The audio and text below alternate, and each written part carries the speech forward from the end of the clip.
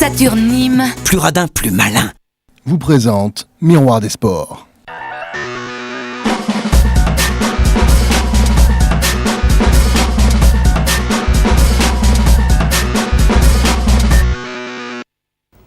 Un miroir des sports des plus riches ce soir, puisqu'il sera question de football, d'aviron, de jumping du côté de Bellegarde, mais aussi et surtout, vous le savez, si vous vous intéressez à l'actualité locale de tennis de table avec ce beau titre de champion de France, glané par les Nîmois hier du côté de Cherbourg. Mais avant cela, nous allons évoquer avec nos invités en cette première partie un petit peu de karaté, qui était à l'honneur ce week-end du côté du Parnasse, ou encore la pétanque, dont les boules ont résonné sous les arches du pont du Gard, avec nos deux premiers invités. Tout d'abord, Jean-Louis Rizzo, bonsoir. Bonsoir. Vous êtes le président de la fédération départementale de pétanque dans le Gard, pétanque et jeux provençal. N'oublions pas. Et puis à vos côtés également, William Graff, le président du comité du Gard de karaté, responsable des grades en Languedoc-Roussillon. Bonsoir. Bonsoir. Merci à tous les deux d'avoir accepté notre invitation. Alors, on va le voir ce week-end, on va dire que les championnats de sport, on va dire collectifs sont terminés, mais l'actualité sportive est très très dense sur le département du Gard. Je vais commencer avec vous, William Graff, pour évoquer ce rendez-vous donné au Parnasse. On peut dire que ce n'était pas une première, puisqu'il y avait déjà eu bien des réunions de la sorte au niveau du karaté. Quelle a été la spécificité de ce rendez-vous, de cette rencontre de karaté? De quelle catégorie concernait cette réunion? Samedi, on a commencé le samedi matin par les juniors et le samedi après-midi par les cadettes aussi, puisque c'est masculin, féminin aussi bien dans les juniors. Et on a eu 400 participants le samedi. Et le dimanche, on a attaqué par les minimes, où on avait presque 300, on avait 292 compétiteurs et compétitrices. Aujourd'hui, quelle est la réception du karaté par le grand public? Le grand public, justement, on est comme un sport qui n'est pas olympique, ça fait qu'on n'a pas les médias qui nous suivent toujours, mais grâce à vous, on paraît, et je vous en remercie déjà fortement. Mais sinon, il faut savoir que quand même, on est le septième sport en France au niveau des licenciés. Et on est au niveau international, on est l'une des nations les premières. Combien y a-t-il de licenciés justement dans le Gard? Dans le Gard, on a 2544 licenciés dans 54 clubs. Pour, je crois, un petit peu plus de 200 000 à travers la France. Voilà, 212 000 actuellement. Est-ce que cette entreprise à organiser sur un week-end complet au Parnasse fait partie, on va dire, des machines un petit peu lourdes à organiser? Comment on fait pour s'organiser au niveau du comité départemental pour être à la hauteur d'un tel événement? Moi c'est ma deuxième expérience parce que je l'avais organisé en 2005. Et ça fait qu'il y a 5 ans, mais avant je suis prof d'éducation physique au départ. Ça fait qu'on avait déjà monté d'autres actions d'envergure sur la ville de Nîmes, comme les 1000 karatékas pour Téléthon, les 30 ans du bataillon de Joinville dans les arènes. Ça fait que j'étais capitaine d'Interville, ça fait que c'est quand même des choses qu'on sait faire, quoi.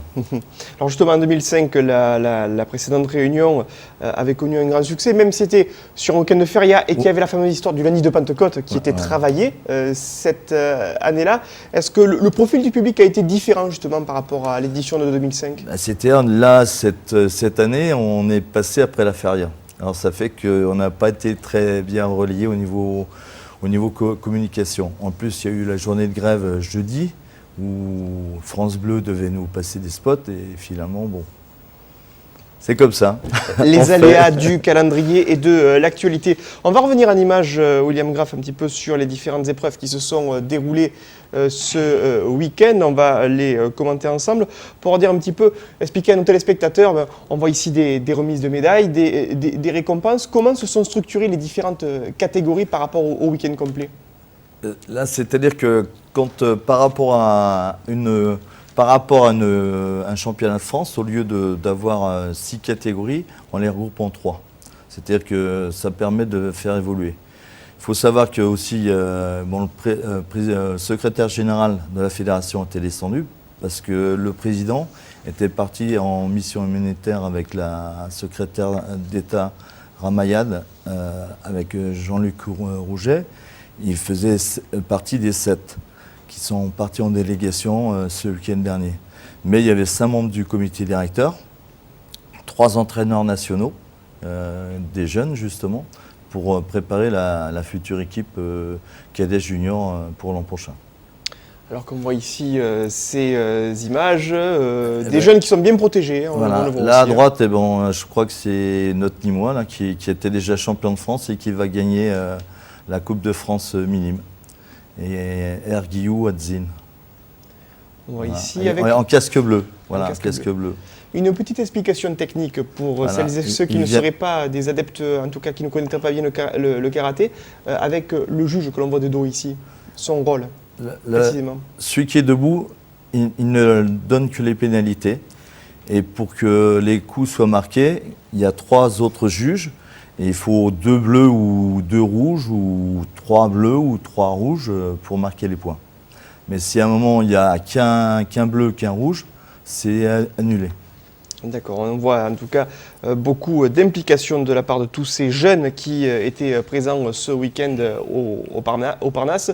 Ça faisait quand même pas mal de surface de tatami, on le voit sur ces images de Nicolas Penchino. Voilà, alors là c'est à nouveau des images de minimes, parce que les minimes, on les protège justement avec des casques et puis avec un plastron au corps. Et à partir de cadet et junior, et le combat d'avant, on a juste vu qu'ils étaient le protège-dents uniquement et les gants bleus et les gants rouges. À partir de quelle catégorie d'âge on enlève totalement les protections? À partir de cadette. Ce qui correspond donc à peu près à 14 ans. 14 ans. Hein. Voilà. On voit ici les spectateurs présents dans l'enceinte du Parnasse pour cette grande réunion de karaté avec la remise des médailles. Là, c'est la vice-présidente de la région qui ont les médailles. Et on voit là, ici... on voit l'ancien élu et directeur des sports, M. Cazenave, et en face, c'est le secrétaire général de la fédération. Donc il y avait une belle représentation voilà. Au niveau de ce week-end de karaté à Nîmes. Est-ce qu'on peut d'ores et déjà annoncer d'autres rendez-vous au niveau de cette section départementale? Je pense qu'il y a eu une très grosse impression déjà par le comité directeur, par le secrétaire général, par les arbitres qui ont été super bien reçus, et on m'a fait un compliment que c'était mieux qu'à Paris. Alors je pense qu'il y a des contacts, puisque Pascal Gourdel, qui est élu, a dit, on s'est mis en relation, et je pense qu'on va continuer à faire une manifestation. On a bien été aidé aussi par Didier Boyer, de direction conseil général. Et pour l'instant, ce n'est pas au niveau de la région combien on va être touché au niveau de l'organisation.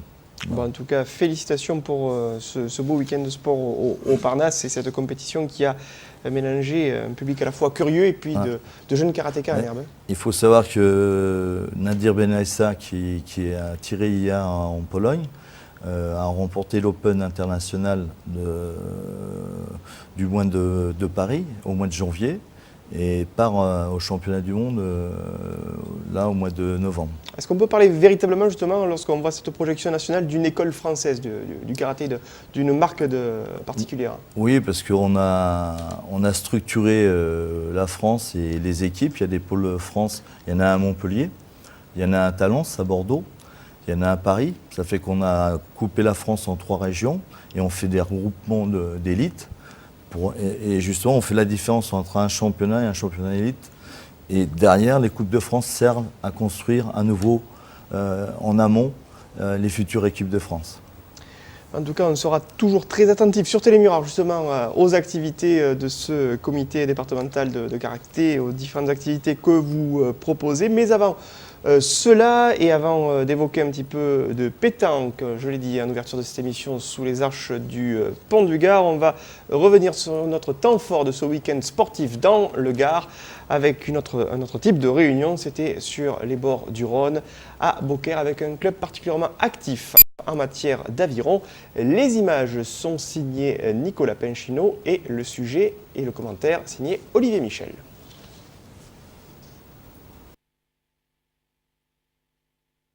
Ensuite, l'aviron, est-ce que c'est calé? On fait signe en régie ou pas? Non, c'est pas bon. On va passer à un autre sujet peut-être. Est-ce que le jumping est prêt ou pas? On me fait signe. Non, oui, non. C'est parti. Le jumping, c'était à Bellegarde. Alors peut-être qu'on va voir du jumping. On a quelques petits soucis techniques. C'est bon, le jumping est OK. C'était un premier concours international de saut qui était proposé donc au domaine de Gonnet. Et c'est du jumping. Lieu réservé au jumping et au dressage, les Haras de Gonnet, situés à Bellegarde, ont ouvert leurs portes ce week-end à un CSI 2 étoiles. Entendez par cette appellation un concours de saut international réunissant près de 200 cavaliers avec la présence quotidienne sur le parcours de 270 chevaux différents. Dans le concours international, c'est classé en étoiles, donc ça va de 1 étoile à 5 étoiles. Donc nous ici, c'est un 2 étoiles qui est déjà bien dans la région, comme je ne sais pas si ça a été dit ou pas, c'est la première fois dans la région en saut d'obstacle qu'un tel concours est organisé. Et donc, pour avoir les cavaliers des Jeux Olympiques, il faut aller à 4 étoiles ou 5 étoiles. Donc, ça va venir, mais pour une première édition, on est à 2 étoiles. Une première édition marquée du saut du succès avec 3 épreuves, le CSI réservé jeunes chevaux, le CSI destiné aux amateurs, ainsi que le CSI 2 étoiles doté de 25 000 € partagé entre les 8 premiers de la finale dominicale. C'est un budget qui est assez conséquent, bien évidemment, puisque nous avons une dotation minimale à respecter. Celui-ci, par exemple, pour donner un chiffre, est doté en globalité de 70 000 € de primes. Donc effectivement, il y a un risque, bien sûr, financier, mais ce n'est pas l'essentiel. Je pense que l'important, c'est surtout d'arriver à motiver, bien sûr, les cavaliers, les sponsors pour participer aussi, parce que sans eux c'est difficile de réaliser ce type de manifestation, pour arriver à développer, comme je le disais tout à l'heure, ce magnifique sport dans la région. Une discipline particulièrement appréciée du grand public et plutôt rare sur la région. C'est en effet la première fois qu'un tel rendez-vous international est organisé en Languedoc-Roussillon avec l'objectif de faire du département du Gard un lieu de passage incontournable pour les cavaliers internationaux. Nous avons une région où on connaît un succès très important dans l'équitation. Nous avons des différentes disciplines, lesquelles sont bien représentées. Je prends pour exemple mon voisin qui fait du complet, un autre qui fait de l'endurance. Et nous, on est dans le CSO, dans le jumping. Je trouvais que c'était dommage de ne pas avoir un niveau international et je me suis risqué à tenter l'aventure. C'est la première année effectivement qu'on organise ce concours. En écoutant un petit peu les bruits de couloir, je pense que c'est j'espère, bien apprécié. J'allais dire une réussite, c'est peut-être anticipé. Mais enfin, je crois que beaucoup de cavaliers y trouvent plaisir. C'est le plus important. Nous, de notre côté, en tant qu'organisateur, on s'est beaucoup dépensé, mais je crois qu'on a aussi un résultat assez satisfaisant, puisque les publics qui étaient ici présents semblent nous le confirmer. On a établi une relation assez étroite avec les cavaliers qui participent ce soir à une soirée de gala. Donc on va échanger avec les différents sponsors et également les visiteurs avec les cavaliers pour qu'on puisse connaître davantage ce magnifique sport qui est le CSO. Il y avait du soleil à Bellegarde pour ce rendez-vous, ce concours de jumping, concours international de saut d'obstacles au domaine de Gonnet. Beau soleil également sous les arches du pont du Gard, je l'ai dit Jean-Louis Rizot, le temps et la température idéale pour s'adonner à la pétanque. Oui, un temps super, un léger petit vent qui a un peu rafraîchi, mais juste ce qu'il fallait, c'était très bien. Le cadre, n'en parlons pas, on le connaît, très bien. Donc 260 participants en hommes et une soixantaine en féminin, c'est pas mal. Pour une nouvelle formule qui a été c'est volontaire, on a abandonné la formule nationale qui attire plus de monde mais beaucoup plus de gens de l'extérieur pour se consacrer un peu plus à nos Gardois et je pense que ça n'a pas été mal réussi, quoi. Alors, un premier concours régional dont on va découvrir quelques images tournées également ce week-end par Nicolas Pinchino. Alors, on était dans quelle configuration? C'était des équipes de triplettes, c'était comment? Donc tout était fait en triplette montée, donc pas par club, mais enfin triplette montée, en général les gars qui se connaissent.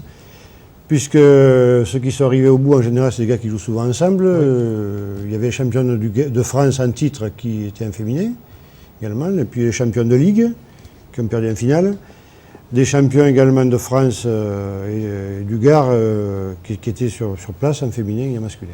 Avec, on a noté notamment, je crois, une triplette féminine, championne donc en 2010, avec Noélie Charmasson, Solange Hugues et Brigitte Pouzergue qui avait fait le déplacement. Au total, 19 équipes féminines. 19 équipes féminines, dont elles qui sont championnes du Gard, et aussi les championnes de France en titre, qui ont gagné d'ailleurs le championnat féminin. On voit ici bien sur ces images les différentes épreuves qui se sont déroulées. Quel a été, on va dire, le ressenti général à la fois du point de vue des participants et aussi du public qui, on le sait, est très friand de ce site du Pont du Gard et qui apprécie d'y venir le week-end? Ça a été bien apprécié par tout le monde. Surtout qu'on a pas mal de fréquentations qui sont venues. Puis les visiteurs du Pont du Gard étaient également aussi très intrigués. Attentifs parce qu'ils s'arrêtaient souvent. Donc on a eu tout au long des 2 jours, on a eu pas mal de spectateurs qui étaient présents, des spectateurs avertis des boules, puis d'autres non, qui s'arrêtaient également, qui étaient très intéressés. Alors, je pense que c'est une bonne vitrine pour la pétanque. C'était un premier concours régional, organisé en tout cas dans ce cadre. Quels sont ses objectifs? Comment vous comptez le voir grandir et s'agrandir ce concours? Au départ, ça a été en collaboration avec le Conseil général, qui est maître d'œuvre dans cette histoire, avec aussi du Pont du Gard également. On avait fait un national, ça a été fait un national qui a duré 6 ans. Et on s'est aperçu que le national n'était pas assez fréquenté pour un national. Donc au lieu de l'arrêter, on a dit on va essayer de faire ça en régional pour attirer nos Gardois. Une formule un peu différente dans la conception et dans l'organisation. Mais je pense que 88 équipes, c'est pas mal au départ pour une première année. Et ça devrait inciter les Gardois à venir plus nombreux les années suivantes. Ça a plu. Apparemment, ça a plu surtout aux organisateurs et au Conseil général. En termes de logistique, est-ce que ce n'est pas trop lourd à gérer? Ça a été lourd parce qu'on a fait un nouveau système de concours ABC qui était lourd, mais où on peut garder ce système par poule qui est pareil. Notre objectif, c'est de faire jouer les gens le plus longtemps possible, parce qu'on a fait jouer sur 3 concours. Ouais. Donc ça fait que tous les gens ont fait au moins 3-4 parties. Mais non, on va s'obstiner, on va faire ça, on va peut-être le modifier un peu, mais enfin, on va s'obstiner. Je pense qu'on va le garder, cette formule qui plaît également aussi aux organisateurs et au Conseil général. On a évoqué tout à l'heure avec William Graff la popularité du karaté auprès des différents membres du comité du Gard. Quelle est un petit peu la santé générale de la Fédération départementale de pétanque et de jeux provençal dans le Gard? Effectivement, depuis quelques années, on perdait pas mal de licenciés, parce qu'on était passé aux 12 000, on était tombé à un peu moins de 7 000. Cette année, on est resté aux environs de 7 000, donc l'hémorragie est stoppée. Il y a une recrudescence de participants aux concours locaux, et je pense qu'on est sur la bonne voie pour... et puis en plus, on fait tout ce qu'il y a au point de vue des médias, on vous en remercie, aussi bien en presse écrite qu'en presse radio ou télévisée. Et auprès des jeunes, pour essayer de ramener un peu plus de monde, pour vraiment revaloriser ce sport qui était un peu trop décrié à certains moments. La pétanque souffre un petit peu d'une certaine image auprès du jeune public. C'est dur d'amener les jeunes à la pétanque? C'était dur, mais je vois qu'on commence à être sollicité un peu de plus en plus, et rentrer dans les écoles, rentrer dans les associations de jeunes. Et puis en plus, ça se féminise, parce qu'il y a pas mal de sports féminins, de pétanque féminin de bon niveau, chez les jeunes aussi. Je pense qu'on est sur la bonne voie et il faut qu'on continue. Aussi favorable, j'imagine, à la médiatisation des grands prix qu'on a l'occasion de voir sur des chaînes sportives et qui ont un retentissement national notamment. Oui, il y a des grands prix, puis en plus dans le Gard, on s'est investi, c'est vrai que ça fait beaucoup de travail pour mon équipe, ainsi de suite, je en remercie. Mais là, cette année, on va faire le 6e championnat de France en 4 ans.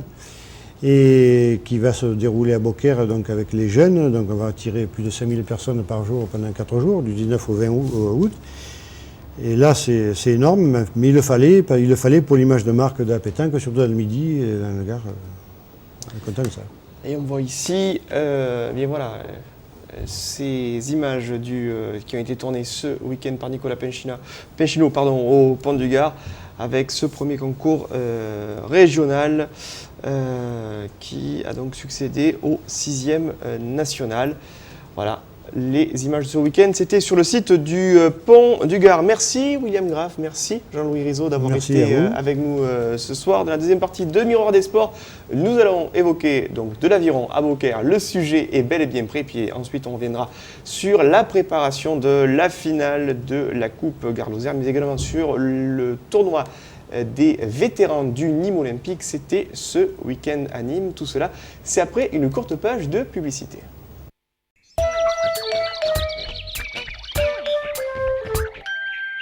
La carrosserie de Grézan, Pencinati père et fils, c'est plus de 40 ans à votre service sur Nîmes. Des rayures, des chocs, des bris de glace, la carrosserie de Grézan est agréée toute marque pour toutes vos réparations. Avec plus de 20 véhicules de prêt, c'est un service ultra rapide pour mieux vous satisfaire.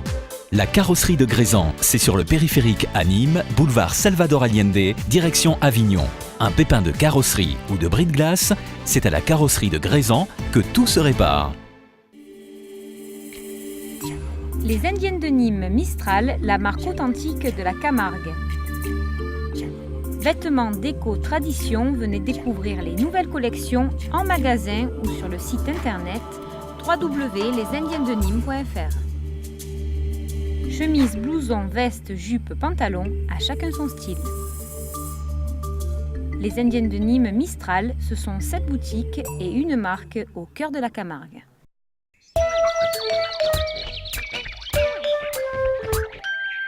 La deuxième partie de Miroir des Sports, on a évoqué la pétanque et le karaté au cours de celle-ci.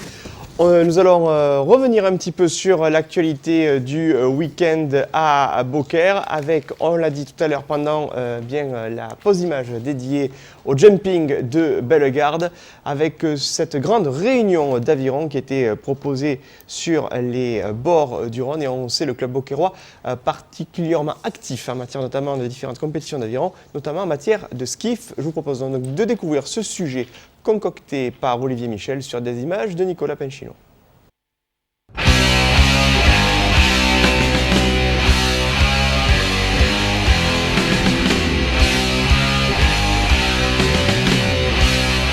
Ils étaient hier dimanche 30 mai environ 300 à participer au championnat Open du Languedoc-Roussillon sur la base nautique Adrien Hardy de Beaucaire.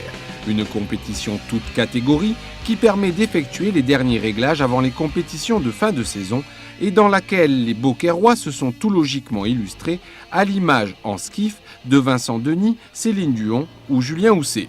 L'aviron Beaucaire est toujours très présent sur la régate qu'il organise et ça a encore pas mal marché dans toutes les catégories. De Benjamin, peut-être encore un peu moins présent chez les vétérans, mais c'est une catégorie qui est en train de se développer. Donc voilà, dans les années à venir, il y aura aussi des vétérans beaucairois, je pense, qui seront devant. Pour l'heure, ce sont les jeunes de l'aviron beaucairois qui rament en tête. Des jeunes qui, dans les catégories minimes et cadets, ont pu hier passer leur brevet d'or. Donc en aviron, on a des brevets d'argent, de bronze et d'or qui certifient un niveau de maîtrise technique. Et donc c'était sur la fin de saison une obligation pour les minimes qui veulent participer au championnat de France d'obtenir leur option compétition. Donc il y avait une épreuve écrite et une épreuve en skiff, donc individuelle sur l'eau. Prochain rendez-vous de l'aviron beaucairois le dimanche 6 juin avec l'organisation de la fête du nautisme. Au programme essai gratuit d'aviron, jet ski, tentative de tractage d'un wakeboard et la tenue du 7e challenge interprofessionnel à la rame.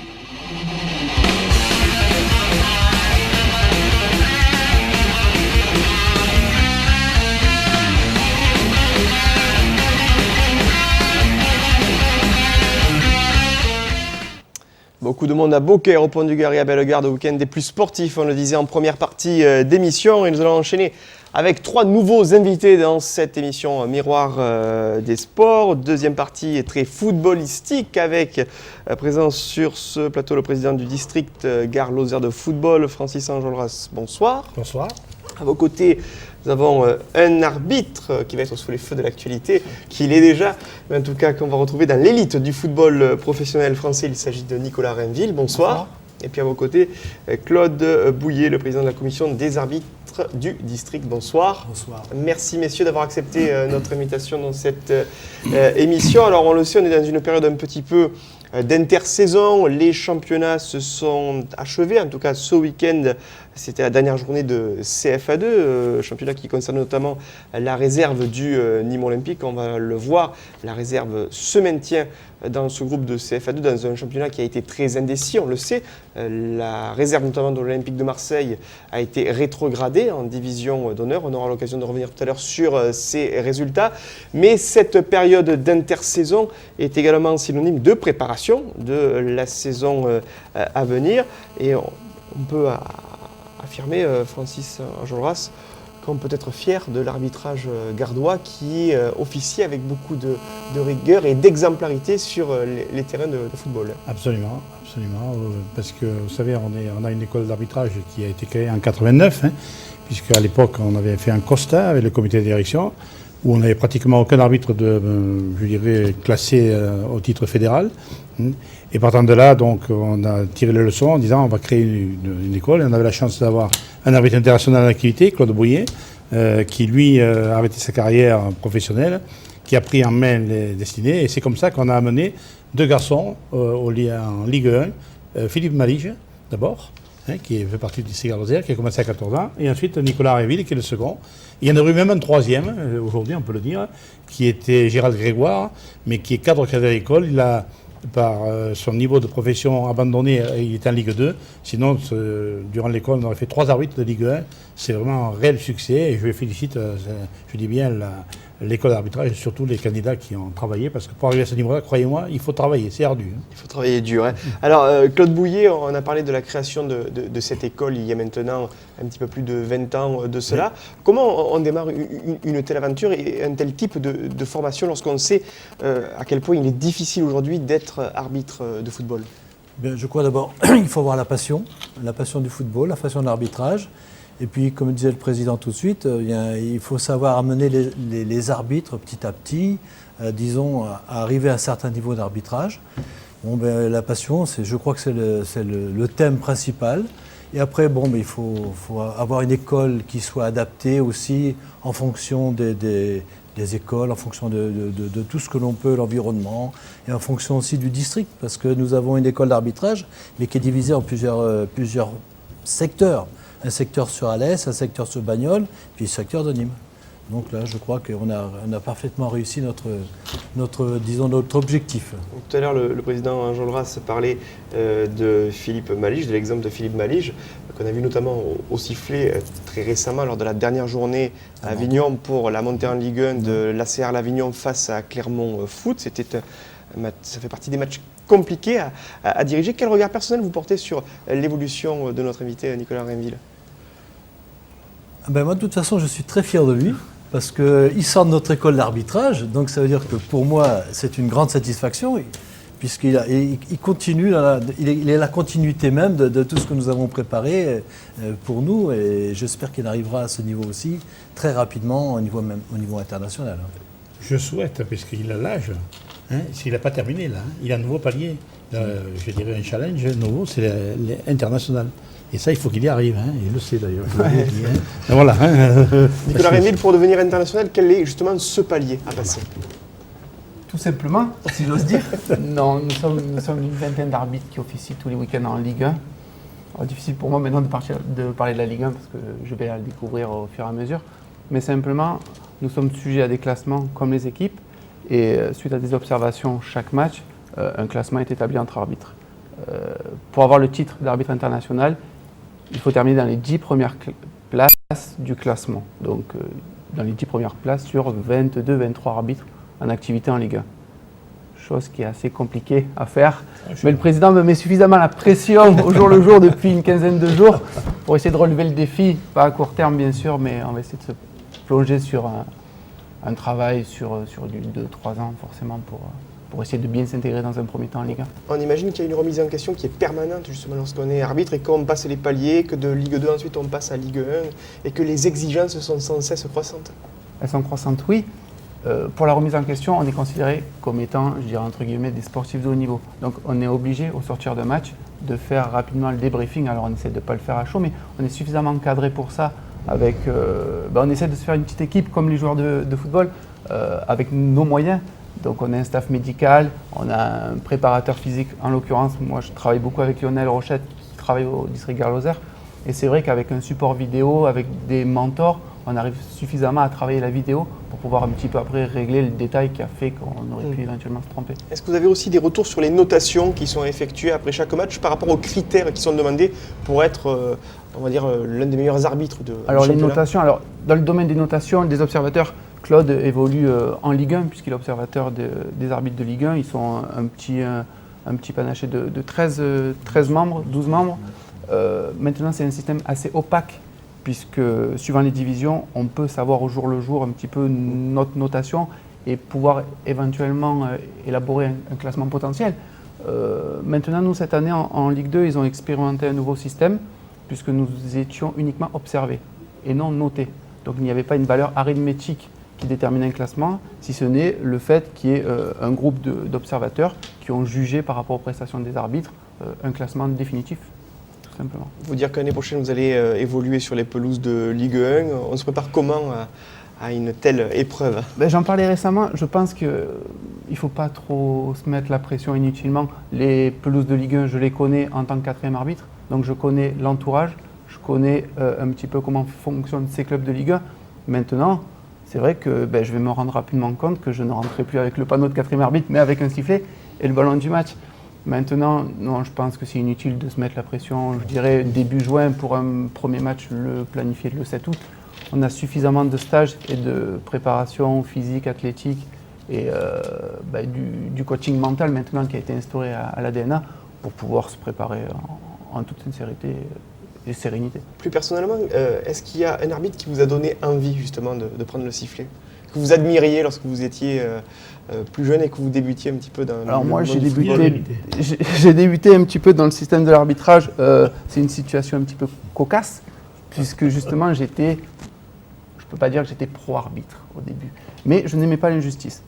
Donc suite à une petite suspension pour avoir un petit peu taquiné un arbitre sur le terrain en disant un petit peu le fond de mes pensées, j'ai réalisé des travaux d'intérêt général, c'est-à-dire que poussé un petit peu par le district et par mon père essentiellement, en me disant tu vas essayer de te mettre un petit peu dans la peau d'un arbitre pour voir un petit peu ce qu'il a ressenti en temps réel et tu vas voir un petit peu que c'est pas tous les jours facile d'arbitrer des matchs de football. Donc je suis venu petit à petit comme ça dans l'arbitrage, ça m'a plu forcément, j'y ai pris goût et puis maintenant j'essaie dans mon activité professionnelle de susciter des vocations pour les jeunes qui souhaiteraient nous rejoindre. C'est une belle approche, Francis Enjolras. Très très belle approche, parce que effectivement c'est ce que nous faisons régulièrement aujourd'hui, parce que vous savez les travaux d'intérêt général c'est une règle, notamment pour les joueurs suspendus d'entre 4 et 6 matchs. Et bien sûr, à la sortie d'une carotte, parce que lorsqu'ils font les actions d'intérêt général, l'arbitrage en l'occurrence, eh bien, ils sont récompensés parce qu'on a une réduction de peine. Et s'ils ne le font pas, il y a une aggravation de peine. Alors donc, aujourd'hui, je peux vous dire que tout le monde le fait. Et ce qui est, par sous contrôle de Claude Bouillet, ce qui est très intéressant, c'est que l'on demande un rapport sur le ressenti. Il faut lire les rapports, ça vaut de l'or. Après avoir écouté. Claude Bouillet, quel regard vous portez justement sur l'évolution du statut d'arbitre, d'une part par rapport aux joueurs, par rapport au public, par rapport à la notion de respect plus généralement? Je crois quand même qu'il y a une évolution énorme, dans le sens que maintenant tous les matchs sont vraiment disséqués, alors qu'à notre époque c'était moins visionné comme on l'a actuellement. Donc ils sont beaucoup plus sur le feu, comment dirais-je, direct que on nous, le voit à notre notamment époque. sur les retransmissions de radio, Oui, où absolument. maintenant il y a des consultants arbitres radio qui interviennent pour juger en direct devant leur télé. Oui, mais c'est une bonne chose aussi, parce qu'ils expliquent les lois du jeu qui sont très mal connues par les joueurs, les dirigeants, enfin, et même les spectateurs, quoi. Et je crois que notre rôle à nous, justement, c'est d'informer au maximum tous ceux qui sont dans le milieu du football des règles. Ouais. Vous voyez vous aussi d'un bon œil, Nicolas Rainville, cette meilleure lisibilité du rôle de l'arbitre sur les terrains et auprès du grand public? Tout simplement, c'est la solution pour pouvoir un petit peu fédérer les différentes familles du football, tout simplement, parce qu'on se rend compte qu'on évolue en permanence avec des joueurs, des éducateurs, des présidents de clubs et des arbitres. Donc le but étant de se faire comprendre, de se faire, je dirais, accepter par les joueurs, et si on peut ouvrir cette médiatisation à but pédagogique, oui. Essentiellement, c'est une bonne chose, pourquoi pas. On arrive en période de Coupe du Monde. On se souvient d'une finale perdue par la France il y a 4 ans au tir au but face à l'Italie. Et notamment une faute qui a été signalée grâce à la vidéo. On sait qu'il y a un gros dilemme entre les pros vidéo et contre la vidéo. Quelle est votre appréciation sur ce sujet ? Nous, ça ne nous appartient pas, puisque vous savez que le football est régi par l'International Board, et qui pour l'instant étudie, mais n'est pas pour la vidéo. Par contre, on arrive de plus en plus, je pense que ce qu'on va arriver, c'est d'avoir des juges de ligne, pour voir si le ballon va pénétrer dans l'embut. Parce qu'on ne peut pas arrêter. On ne peut pas faire comme font d'autres sports. On ne peut pas arrêter le jeu dans le football chaque 2 minutes pour voir la vidéo, c'est pas possible. Sinon on tue le football, on tue l'intérêt du jeu même, tout simplement. Alors aujourd'hui il y a des expériences en cours, on va arriver certainement à des évolutions. Il y a eu l'expérience des 5e arbitres, par Platini qui a vu au niveau de l'UEFA. D'autres fois on a vu juge de ligne. Donc je pense qu'on arrivera à un compromis, mais surtout pour justement juger que le ballon est bien rentré dans le fil. Voilà. Nicolas Rainville, est-ce que ce championnat de France de Ligue 2, qui s'est achevé il y a 2 semaines maintenant, a été plaisant à arbitrer, du fait des différentes rencontres que vous avez été amené à diriger ? Oui. D'une part, j'ai pris beaucoup de plaisir, et comme je le dis souvent avant chaque match, il y a 26 ou 28 000 arbitres en activité, c'est une chance. Avec beaucoup de travail certes, mais c'est une chance de faire partie des 50 arbitres qui ont la chance d'arbitrer dans le secteur professionnel. Maintenant plaisant automatiquement, puisque alors, malheureusement, heureusement pour nous, on a bénéficié quand même de stades magnifiques. Le stade de la Méno récemment à Strasbourg ou à Sedan, c'est vrai que ce sont des équipes qui ont même passé, et j'espère un futur, de Ligue 1. Donc on a bénéficié un petit peu de cet apport où il y a eu des joueurs qui ont fait de longues carrières en Ligue 1 et qui viennent un petit peu chercher peut-être du temps de jeu en Ligue 2. Non, ça a été plaisant. Je me suis régalé toute la saison, j'ai pris beaucoup de plaisir et j'espère en prendre autant l'année prochaine.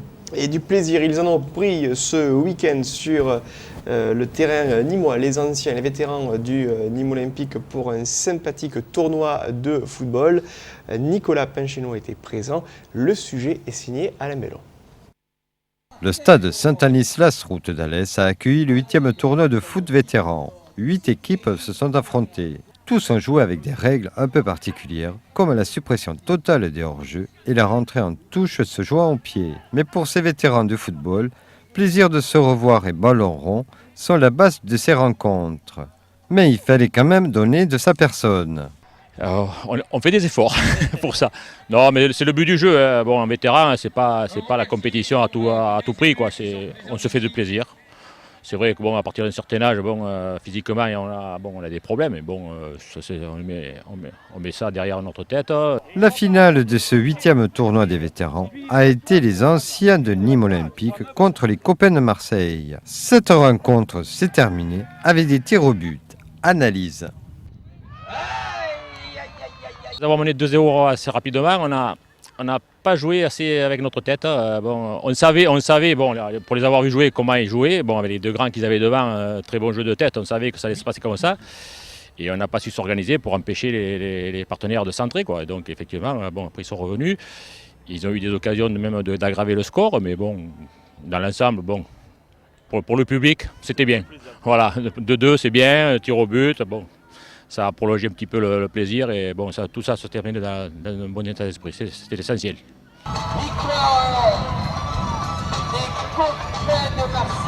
L'homme aux 150 buts en Ligue 1 et Ligue 2, Jacques Vergne, a été le parrain de ce tournoi, avec un soutien du public venu parfois de très loin. Quand le parti m'a sollicité pour être le parrain, c'est avec plaisir que je l'ai dit, que j'ai dit oui. Et s'il faut le refaire, je le referai avec plaisir. Mais je crois que l'esprit se perd. Et je ne sais pas pourquoi. Malheureusement, c'est un peu comme ça, quoi. Je n'ai pas fait 8000 km pour rien. Hein. Ah ouais, c'est formidable. Mais tu sais, ça a été trop long pour eux. Oui, et puis au pénalty, tu sais. Hein. Pour tous, la prochaine rencontre aura lieu le 5 septembre à la Manade Bio à Saint-Gilles. Et les vétérans qui ne sont pas prêts, vous l'avez vu sur ces images de Nicolas Pincheno, à raccrocher les crampons avec cette image pleine de souvenirs de Charles Alfred, finaliste de la Coupe de France en 1961 avec le Nîmes Olympique. Est-ce que vous vous souvenez face à quelle équipe ?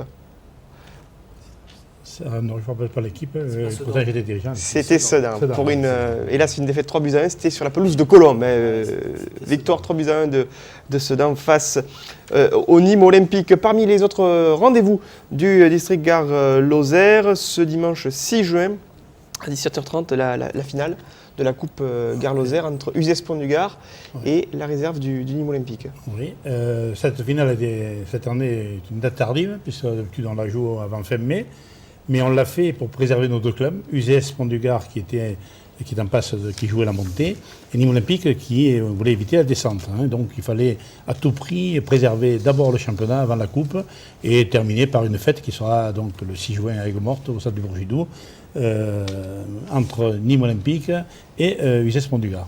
En sachant que tout à l'heure on a dit que Nîmes Olympique était sauvé, USS n'est pas raté, semble-t-il, la marche, mais compte tenu que ces dernières années, la fédération a repêché 4 une fois, 2 l'année dernière.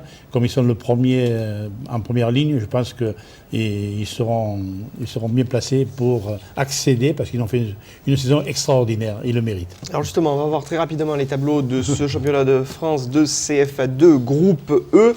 Avec au niveau des résultats de ce week-end, pour l'honneur, le match nul de la réserve de l'OM, 3 buts partout sur la pelouse d'Ajaccio. Marseille Consola qui a concédé le match nul 2 partout face à la Trinité. Menton 0 partout face à la réserve de Nîmes. Autre match nul, 2 buts partout entre Calvi et Corté. Victoire de Gardanne, 2-0 face à USS Pont-du-Gard. Victoire à l'extérieur de la réserve de l'OGC Nice sur la pelouse de Grasse. Autre victoire à l'extérieur, celle de La Valette sur la pelouse de Fréjus Saint-Raphaël, 3-2. Et puis encore une victoire à l'extérieur pour la réserve de l'AS Monaco, 4-2. Victoire importante pour les Monégasques puisque cette victoire permet à Monaco de prendre la première place de ce classement de CFA2 groupe 2. 90 points pour Monaco avec 2 points d'avance sur USS Pont-du-Gard. On l'a dit, le Nîmes Olympique s'est sauvé. 12e place pour les hommes de Franck Enduro, alors qu'on l'a dit, la réserve de l'Olympique de Marseille, 14e, descend en division d'honneur avec Ajaccio et Menton. Merci messieurs d'avoir été avec nous ce soir pour évoquer cette actualité et l'arbitrage gardois plus que jamais à l'honneur. On se retrouve en dernière partie de Miroir des Sports avec encore des sportifs à l'honneur gardois, c'est dans la catégorie du tennis de table.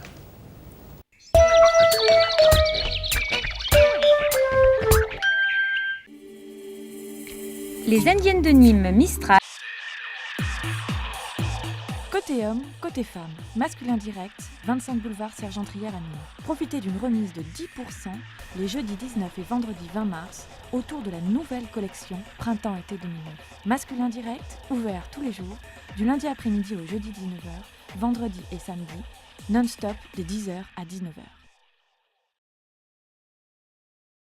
On attend quelqu'un ? Oui, la livraison des courses. Alors, je me connecte sur intermarché.com, je donne mon code postal, je parcours tranquillement les rayons, je commande. Ensuite, je choisis le moment de ma livraison et là, il n'y a plus de rupture de la chaîne du froid. Eh bien, je vais chez Intermarché Nîmes-Vacrolles, mais par Internet. Et pour payer ? Bah, la livraison. Justement, si tu pouvais sortir ta carte parce que le monsieur, il attend là. Intermarché.com, simple comme un clic.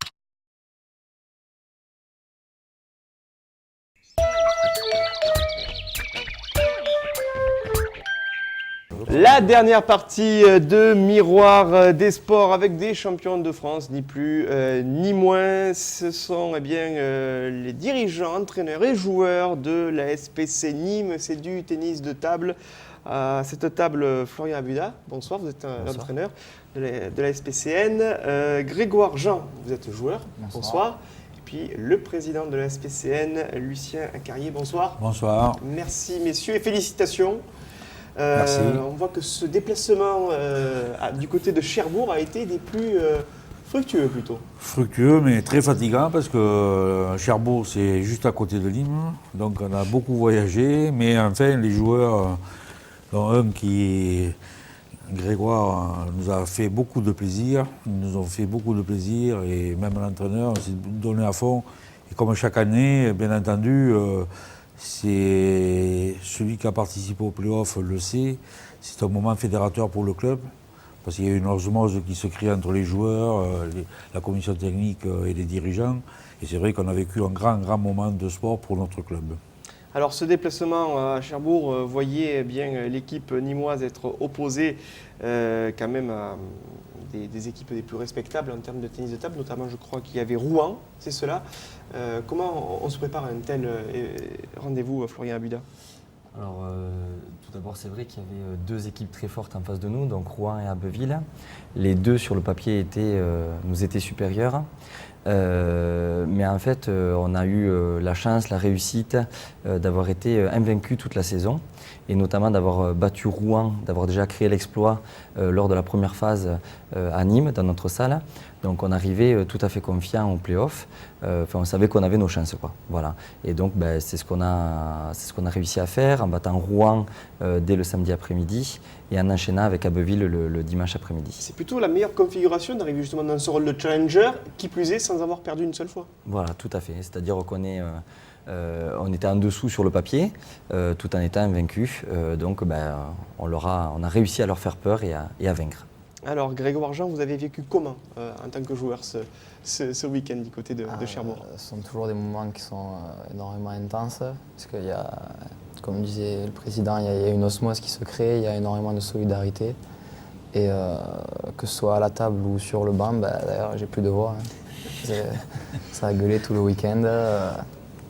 Ce sont vraiment des moments qui sont vraiment intenses, c'est que du bonheur à vivre. Et surtout quand au bout il y a la victoire avec le Fagnon. C'est incroyable. Qu'on va remontrer à la caméra, Nicolas va le montrer, voilà. Fédération française de tennis de table, championnat de France par équipe nationale 1, messieurs 2010, avec le trophée également ici, avec le logo du Conseil général de la Manche, puisque vous étiez à Cherbourg. Combien de membres, Lucien Carrier, composaient la délégation nîmoise lors de ce déplacement? Il y avait les 6 joueurs plus un remplaçant, puisqu'on faisait 2 matchs, un le samedi et un le dimanche. Le coach, ici présent, et on était 3 dirigeants, dont une maman de joueur, Madame Achard, qui a bien voulu nous accompagner. Depuis, on l'appelle la mascotte, parce que c'était la première fois qu'elle assistait au play-off. Et c'est vrai qu'elle a vécu aussi, parce que son fils joue, il était en photo d'ailleurs, son fils joue dans l'équipe, et elle a beaucoup tremblé pour les couleurs nîmoises. Quelles ont été les principales difficultés en termes de jeu de ce week-end? Quels ont été les pièges que la SPC Nîmes a su éviter devant ces gros calibres? Alors les pièges, en fait les pièges c'est du bonheur quand il y a des pièges comme ça, c'est-à-dire qu'en étant outsider on n'a que des perfs à faire. On s'est beaucoup creusé la tête au niveau des compositions d'équipe, voilà, puisqu'au tennis de table on a 6 joueurs, mais en fait il y en a 3 qui jouent dans le groupe A et 3 qui jouent dans le groupe B. Donc pour savoir où placer les joueurs, ça a été un bon casse-tête, mais a priori on a fait les bons choix. Donc c'est une belle satisfaction aussi. Satisfait et fier de l'effectif? Tout à fait. Ça serait dur de ne pas l'être. Comment va se traduire maintenant l'avenir justement avec ce titre de champion de France? Comment on prépare la saison suivante? Alors au niveau de la saison suivante, donc déjà nous montons en Pro B, donc c'est l'équivalent de la seconde division. Les changements en termes d'organisation, c'est que ça se joue à 3 joueurs et non plus à 6. Et ensuite ça se joue le mardi soir. Voilà. Pour l'instant, nous sommes en réflexion par rapport à l'effectif, en sachant que nous souhaitons monter l'équipe autour de Grégoire et d'Antoine. Et puis ensuite, là aussi, toute la saison, nous jouerons un rôle d'outsider, en espérant que ça nous réussisse aussi bien que lors des playoffs et de cette saison, quoi. Grégoire, lorsqu'on débute dans cette catégorie du tennis de table, est-ce qu'on pense à un moment de se dire un jour je serai champion de France? Est-ce qu'on y pense au tout début? Forcément, quand on a une mentalité de gagneur, c'est quelque part dans la tête, mais ça reste quand même. Il faut que ça reste du bonus. Ça ne doit pas devenir une pression. Ça doit toujours nous porter vers l'avant, et c'est ce qui doit nous pousser, mais ça ne doit surtout pas être une pression. En termes au niveau de l'historique et du palmarès du club, c'est un titre qui est véritablement historique, on peut le dire comme ça. Mais c'est le 5e, mine de rien, on a un gros palmarès au niveau du championnat par équipe, plus au niveau individuel. Greg a plusieurs titres champion de France, cadet et minime, si je ne me trompe pas. Minime junior, pardon. Et donc, mais en termes d'équipe, c'est le 5e fanion qu'on aura bientôt dans la salle.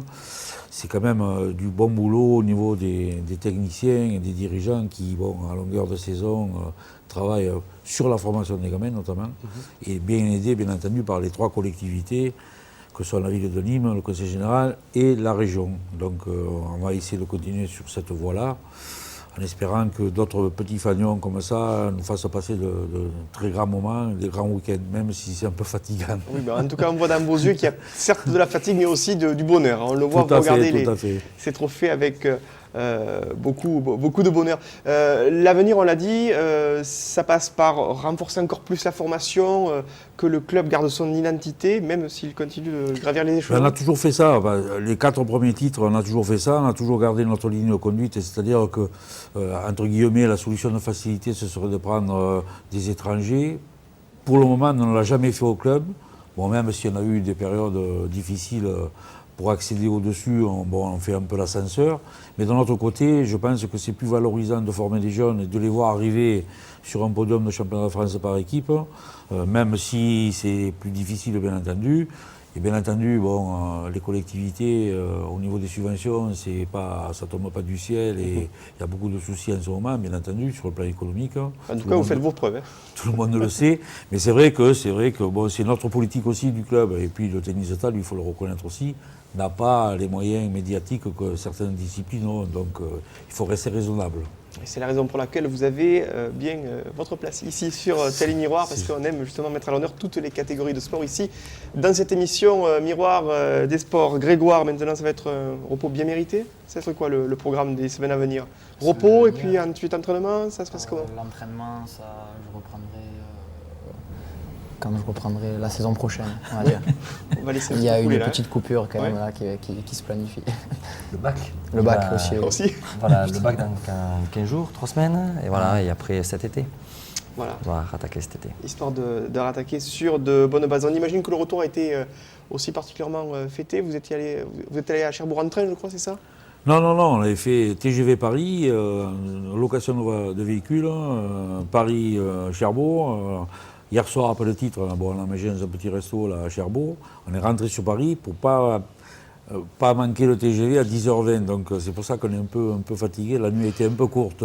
Allez, on va vous laisser vous reposer et bien profiter pleinement de ce titre de champion de France, donc on l'a dit, pour l'ASPC Nîmes. Bravo, messieurs, félicitations encore une fois. Merci à vous. Merci beaucoup. C'est la fin de cette émission Miroir des sports. Dans quelques instants, la météo et puis à 19h30, le journal de Marlène Laroche.